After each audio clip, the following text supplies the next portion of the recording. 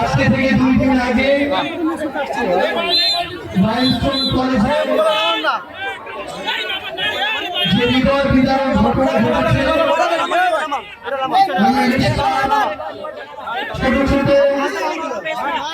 সন্তানদেরকে হারিয়েছি, ভাই বোনদেরকে হারিয়েছি, তাদের জন্য আমাদের অন্তরের অন্তঃস্থল থেকে দোয়া, যারা আমাদেরকে ছেড়ে এই পৃথিবী থেকে চলে যাচ্ছেন, আল্লাহ যেন তাদেরকে জান্নাত নসিব করেন।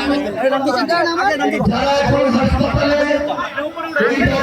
এই ব্যথায় কাটাচ্ছেন, আল্লাহ যেন তাদেরকে দ্রুত সুস্থ করে দেন। তাদের যে ব্যথা, সেই ব্যথাকে প্রশমিত করে দেন।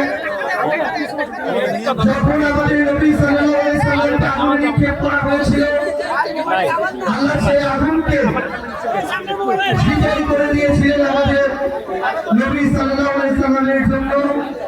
একইভাবে ইসমাত শিশুদেরকে যেন আল্লাহ তাদের ব্যথা প্রশমিত করে দেন।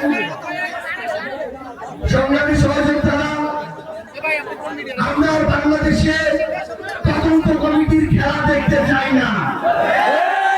আমরা দেখতে চাই এই অভ্যুত্থান পরবর্তী বাংলাদেশে এই তদন্ত কমিটিগুলো প্রত্যেকটা ঘটনার পিছনে কোন ব্যক্তিগুলো দায়ী, কোন সিস্টেম দায়ী, কোন প্রতিষ্ঠানগুলো দায়ী, সেগুলো খুঁজে বের করে তদন্ত সাপেক্ষে তাদেরকে যেন শাস্তির আওতায় নিয়ে আসে। বসুন্ধরা টিস্যু, অশুদ্ধতার বিরুদ্ধে এক বিন্দুও ছাড় নয়। আমরা এই বাংলাদেশে এমন ধ্বংসের পরে আর কোন চুরির খেলা দেখতে চাই না। প্রত্যেক আমাদের আহত ভাই বোন, যারা আমরা যাদেরকে হারিয়েছি, তাদের পরিবারের পাশে এই সরকারকে নিজের সর্বোচ্চটুকু দিয়ে দাঁড়াতে হবে।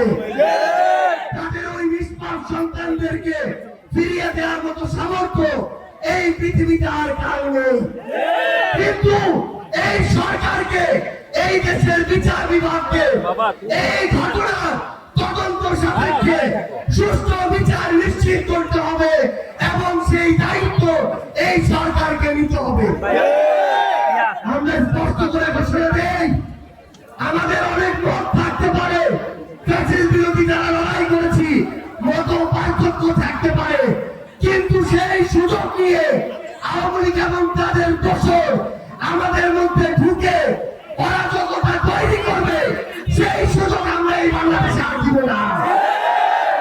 আমাদের মধ্যে রাজনৈতিক আদর্শ ভিন্ন হতে পারে, আমাদের নাম ভিন্ন হতে পারে, আমরা বিএনপি, জামাত, এনসিপি, ইসলামী আন্দোলন বাংলাদেশ, গণ অধিকার পরিষদ এমন বিভিন্ন নামে রাজনৈতিক লড়াই করতে পারি, কিন্তু যদি আওয়ামী লীগ প্রশ্ন আসে তাহলে আমরা ঐক্যবদ্ধভাবে এই সকল সন্ত্রাসীদেরকে প্রতিহত করব।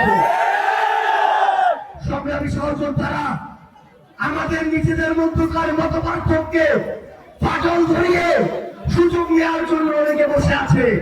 আমরা এই বাংলাদেশে এই সুযোগ আর কাউকে দিব না।